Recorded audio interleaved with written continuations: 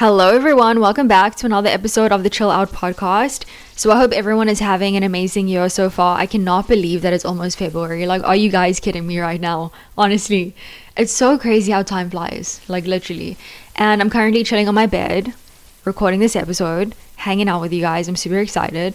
And it's that time of day when the sun is setting and it has this beautiful golden orange color. It's honestly so stunning. And I can smell the ocean air from my balcony.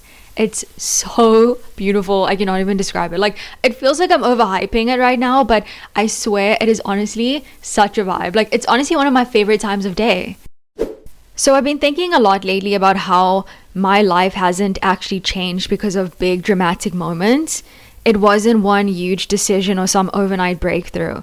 When I look back, the real shifts came from real small choices, the ones that no one claps for, the ones you make quietly, usually when you're unsure or tired or just trying to get through the day. Those little decisions that felt insignificant at the time but slowly added up to something completely different. And what's wild is that most of those decisions didn't feel confident or brave in the moment. They weren't made from this place of, I know exactly what I'm doing. A lot of them came from curiosity, discomfort, or just that quiet feeling of there has to be more than this. And I didn't always know where those choices were leading. I just knew staying exactly the same didn't feel right to me. And honestly, a lot of this started way earlier than I actually realized. I can trace it back to moments in my teens when my thinking shifted before my life ever did. Before anything looked different on the outside, something changed internally for me. The way I questioned things, the way I started noticing patterns, the way I stopped assuming there was only one way life was supposed to look. At the time, it didn't feel like growth. It just felt like thinking differently, if that makes any sense. And I think that's what we miss sometimes. We wait for the big turning point, the dramatic reset, the moment where everything just clicks. But most change doesn't announce itself like that. It sneaks in through really tiny decisions made in private, choosing to think 1 degree differently, choosing not to fully believe the story your mind is telling you, choosing to move forward even when you don't feel ready. So that's what this episode is about, not massive transformations or perfect routines, but the power of small intentional shifts, the kind that slowly, quietly changes the entire direction of your life. So let me give you a little bit of a backstory, okay, and why I decided that, this episode is so relevant, especially this year and for me. Like, when I was 18, my dad gave me a book called Cash Flow Quadrant. And I want to be really clear about this. I didn't suddenly become some business-minded protege, okay? And I definitely didn't read it and go, oh yes, I now understand investing in money. I didn't, okay? A lot of it went over my head, but that wasn't the point.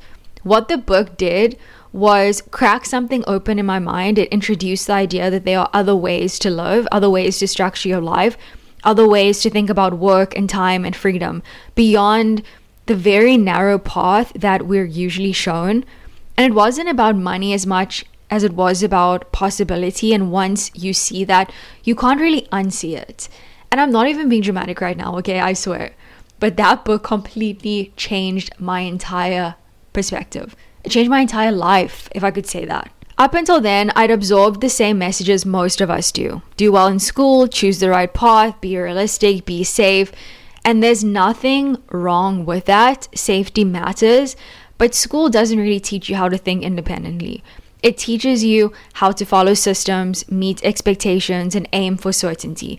It doesn't always leave room for curiosity or experimentation or questioning whether the system itself makes sense for you. So that book didn't tell me what to do with my life. It didn't give me a plan. What it did was it gave me permission to question. Permission to consider that maybe the conventional path wasn't the only respectable one. That maybe choosing something harder, less obvious, or less understood didn't mean I was reckless. It just meant that I was curious. And that curiosity mattered because even though I didn't act on it straight away, it sat with me. It shaped the kinds of questions that I started asking myself. It made me more aware of the beliefs that I'd inherited without ever choosing. About success, stability, and what a good life, and I'm currently using quotation marks, what a good life is supposed to look like. Looking back, that was probably one of my earliest 1% shifts. Not a dramatic life change, just a quiet mental reframe. A tiny seed that said, there might be more than this, and over time that seed grew into choices that looked unconventional from the outside, and sometimes felt lonely or uncertain on the inside. But ultimately, it led me toward a life that feels more intentional, more aligned, and more mine. Maybe it even kind of sparked that inspiration within me when I would see my dad going to work every single day and really working hard, and then also seeing him build a business from scratch, and seeing that motivation and seeing that determination and that drive and that success and that work ethic that comes with it, and seeing someone actually take that unconventional route and find success in it. And to me, that was so inspiring. That sort of proved to me that, you know what, maybe this is something that is attainable and something that I should go for if it's something that I'm constantly thinking about and yearning for.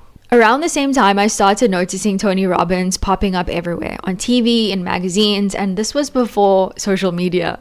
This was before Instagram and TikTok and all of those things. This is literally when he would be on TV, like on those government channels and doing those infomercials and all of that. And you'd see him on there all the time. And he is still doing the most, okay? He's still changing lives. It's honestly inspirational. But I would see him all the time on TV. And as a kid, when there's nothing to do, what do? You watch TV, okay? You either watch TV or you are outside. That's about it. So I remember seeing him pop up at that time. And I didn't adopt everything he said or do every exercise. And honestly, I was just mesmerized by what he was saying and what he was doing and how he was helping people, and hearing the stories of people who he has positively impacted. And there was one idea that really stuck. The fact that the power of the story you tell yourself is so important. Not the motivational fluff, not the you can do anything if you just try harder energy. What hit me was the story you repeat actually becomes the life you live. And that made me stop and look at my own default narrative that I have. I realized most of the time it went from something like this. Why me? What's wrong with me? I'm not enough. And I hadn't even realized how automatic that was, how much it ran on repeat in the background of my life. Think about it. Every time a challenge comes up in your life and something goes wrong, something doesn't go your way or whatever, you immediately go to that victim mindset of being like, why me?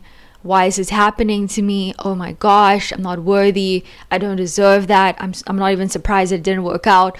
That's like the default story that consistently you tell all the time when things go wrong and things don't go your way. That for me was something that I really was fixated on. That was the story that I kept telling myself. And that was something that I had to change in order to come out on the other side and have a totally different perspective. Once I started noticing it, I could actually start questioning it. I didn't magically rewrite everything overnight, but I did become more self-aware. And awareness was the first tiny shift, the first 1% change. And it started to open up space to experiment with a different story. One that didn't sabotage me in the moment things got hard. And that's really where the 1% idea comes in. Life doesn't change from one big dramatic move. It changes in the tiny decisions you make when no one's watching. The books and the talks I was drawn to weren't magic spells or guru type of stuff or instant hacks or whatever. They were just little nudges to notice my habits and my thinking and my default stories that I tell myself. And once I started paying attention, I realized I could make small shifts every day. A slightly braver choice, a slightly kinder thought, a slightly more intentional action. Over time, those tiny things, they compound. That's how real change happens, not from forcing yourself to be perfect, but from noticing and choosing and moving forward a little bit at a time. The 1% rule isn't about grinding harder or fixing everything. It's about choosing one small improvement instead of staying stuck in the story. You don't need to overhaul your entire life. You don't need a morning routine that starts at 5 a.m. But you know what? That stuff actually does work, but you don't need it. I'm just saying, if it's not your vibe, it's fine. But you just need momentum. Life hasn't been smooth for me. I don't think it's been smooth for a lot of people. I mean, problems are part of life. It is what it is. And I still catch myself spiraling. I still feel like the universe picked on me personally when things go wrong sometimes, wondering why things always seem harder than they should be. But over time, I have started noticing something, that problems aren't like a glitch in the system. They're literally part of life. They're part of living. The moments that force you to pause, to reflect, to rethink, and to sort of ask yourself, okay, what is this trying to teach me? To be honest, the real shift happened when I actually started reframing my default reaction to every situation. So instead of asking, why is this happening to me, which only amplifies the stress and the anxiety and the self-doubt, I started asking myself, okay, what is this trying to teach me? How can I change my perspective in this moment to look at this in a totally different way? Not in a fake motivational way, but in a real curious way that allowed me to see opportunity in the struggle. And when you approach life like that, it changes the way you make decisions.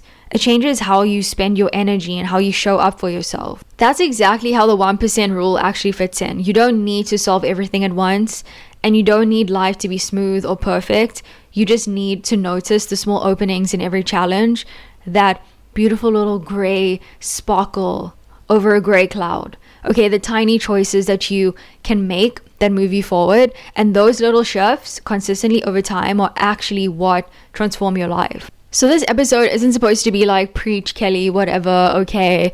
I actually am so inspired by this topic because I have been that person, and sometimes I still fall into those certain thought patterns which are honestly terrible, and it doesn't help me at all. But I was that person that didn't feel that good about myself, and I had really bad self-image issues. I had bad limiting beliefs. I never thought that I was capable or worthy or anything like that. And every time when something would go wrong or a challenge came up or whatever, I would always ask myself, why me? Oh my gosh, like I'm not even surprised that this is happening. I don't deserve good things, and all of these types of thoughts that come into your mind when you're going through a really bad situation. It's so important to try and recognize that, and rather try and find that really, really tiny bit of hope in that dark cloud, so that your whole perspective can change about it, and that you can actually start looking at it in a way that's going to help you. So I want to share 4 realistic, actionable 1% shifts that you can do in your own life. And this is something that I've done. So that is exactly why I want to share with you, because I know that it's helped me personally. The first one is change the question you ask. So one of the simplest but most powerful shifts I've made is just the question I ask myself when life gets messy. My default used to be, why is this happening to me? And honestly, that question does nothing but make you spiral. It keeps your focus on the problem, your feelings of unfairness, and that endless loop of self-doubt. The tiny shift that actually works is asking yourself, what's the next right step? Not the whole 5-year plan, not how you're going to fix everything at once, just the next step, the smallest, most achievable thing you can do right now. It could be as simple as answering an email you've been avoiding, or taking 5 minutes to breathe and reset and just go outside for a second, sending a text to a friend, or even just standing up and moving forward. That's it. It's small, it's doable, and that's just the point. Because those micro decisions add up when you start actually asking yourself and making it a habit. Things like, what's the next right step, instead of falling into the why me trap. You start to train your brain to look for solutions instead of suffering. The magic isn't in huge leaps, it's in noticing the next right thing and doing it consistently and letting it compound. That's 1% growth. On a day when everything feels off, this is your lifeline. The second thing is make faster decisions, even imperfect ones. One of the biggest leaks of energy I've noticed in myself, and I think a lot of people, is indecision, right? We stall, we overthink, and we wait for the perfect moment or the perfect choice, or oh my gosh, is the vibe right? I don't know. The thing is, that perfect moment almost never comes. Most of us don't fail because we choose wrong. We fail because we don't choose at all. Okay? I'm just saying it. It's so true. Okay, and this has happened to me too. Sometimes you're like waiting for that perfect moment. It's like, I'm not going to start just right now. I'm going to wait. I'm going to feel it out a little bit. Okay? The perfect time is never going to come. You have to just do it. And you have to like just take that leap and just go for it. The shift is simple but surprisingly powerful. Decide faster, even if it's imperfect. It's not about reckless choices. It's about moving instead of waiting. Small decisions, what do? They build momentum, right? Momentum builds confidence, and then confidence feeds into action. And before you know it, you're moving forward instead of spinning in the same place that you've been in for like months.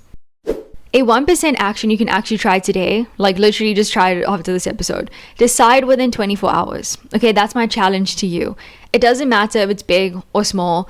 It could be something like replying to an email or saying yes to a meeting, starting a new project, committing to a workout. You make the choice and then adjust later if needed. Think of it like steering a kayak. You don't need to map the entire river out. You just need to paddle, and then you adjust your angle as you go. So over time, this tiny habit rewires your brain and it rewards action, not perfection. And that's how you stop wasting energy in limbo and start building your life one small decision at a time. I mean, honestly, how many of us are tired of living mediocre lives? Okay, and I don't mean mediocre in what society depicts that as. I mean a mediocre life where you don't feel happy about what you're doing. You don't feel fulfilled. You want more freedom. You want more time to do the things that you actually enjoy doing. You want to help more people. You want to start a business. You want to go on more vacations. All of those types of things is what a lot of us really want and desire. And the thing is, what we always do is we hold ourselves back because we're afraid and we are waiting for this perfect moment to happen. And the only way that you're going to get that life that you actually want is to start understanding the power of decision making and start making decisions every single day. Because when you make a decision, that's your next step. Then you make another decision, that's your next step.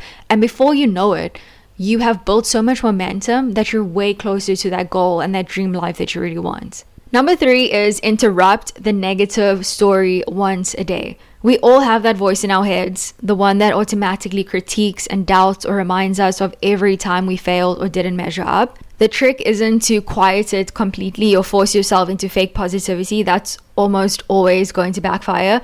All you need to do is just notice it. The simplest version of this habit is awareness. So catch yourself mid-thought, like I'm bad at this or I'll never get it right. Then pause for a second and ask, is this really a fact or is this just another habit, another thought that's coming in my mind once again? Often you'll actually realize it's the same story your brain has repeated over 100 times, not an objective truth. That tiny pause, that one moment of conscious questioning is enough to start rewiring your default patterns.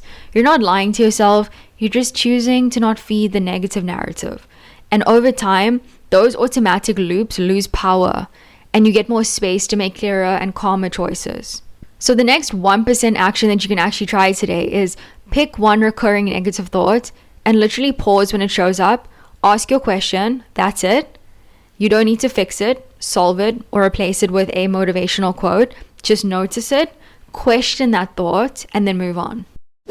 The power isn't in perfection.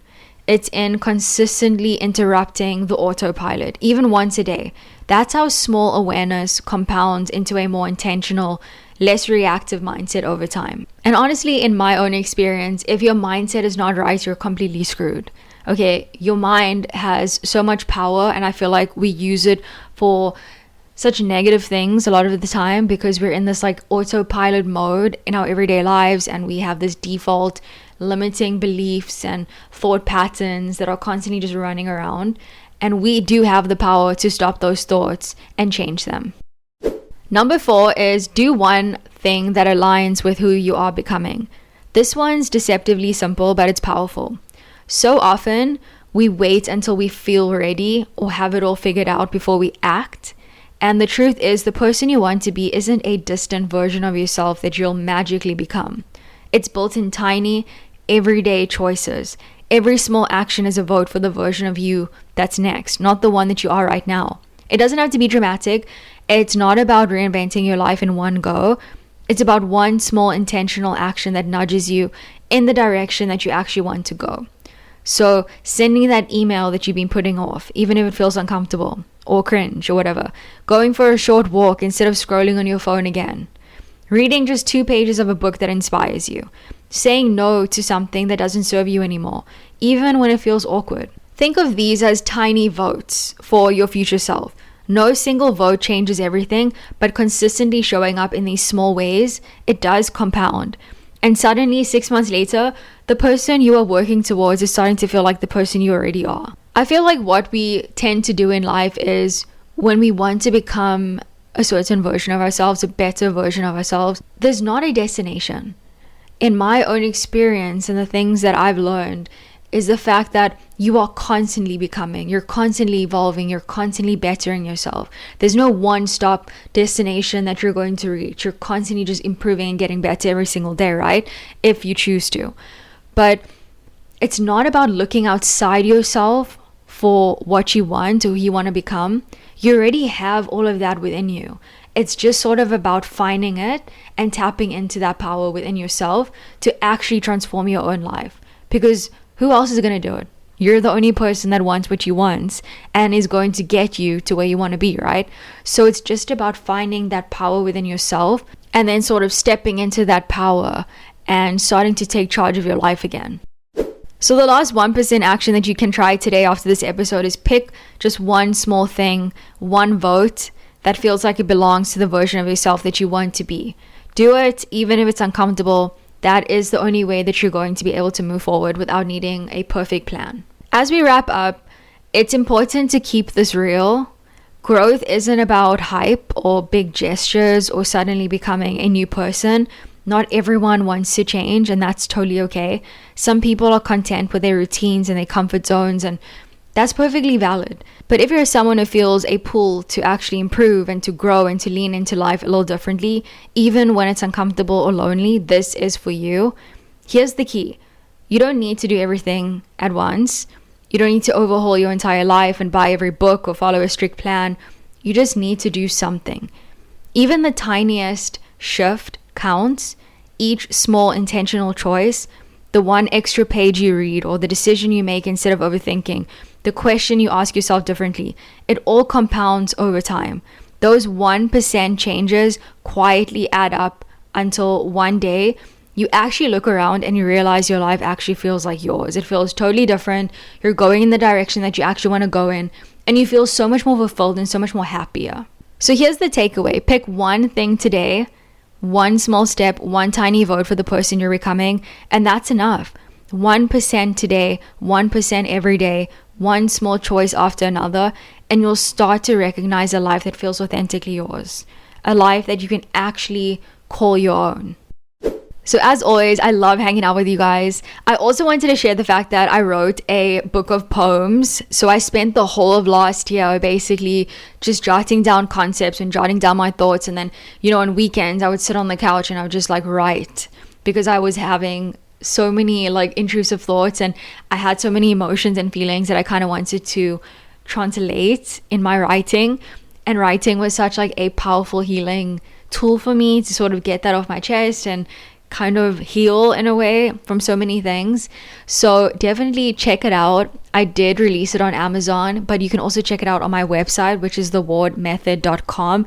I have inserted the link in the description, so check it out. You can either buy a digital copy, which you can purchase and then download directly from my website, or you can just go on Amazon and you can get a physical copy, which is really cool too. But definitely check it out. I wrote a lot about healing and heartbreak and just a lot of stuff that you go through in adulthood and how you can process that. And art is such a beautiful way to process life, just to feel so much better and healed. And it's such a healthy tool too. So writing has definitely impacted my life, and I really hope that you guys enjoy it if you check it out. I hope you guys have an amazing week. I hope this episode inspired you and made you feel more pumped up and hopeful about life and about actually going after the things that you want to go after and building a life that makes you feel happy. Because isn't that the point? You don't have to be happy every single day, because that's just not realistic. But what you can do is try and find some sort of goodness in every single day, even if it's something tiny, like the coffee you bought this morning, or the way the sun sets at night, or I don't know, anything, okay? Whatever makes you happy. It's all about finding those little golden nuggets in your day that just brings you some sort of joy. Even if you're having a bad day, there's always one small thing. So I really hope that you guys enjoyed this episode. Don't forget to subscribe if you haven't subscribed to the podcast. And I will see you guys next week. Have an amazing week. Bye.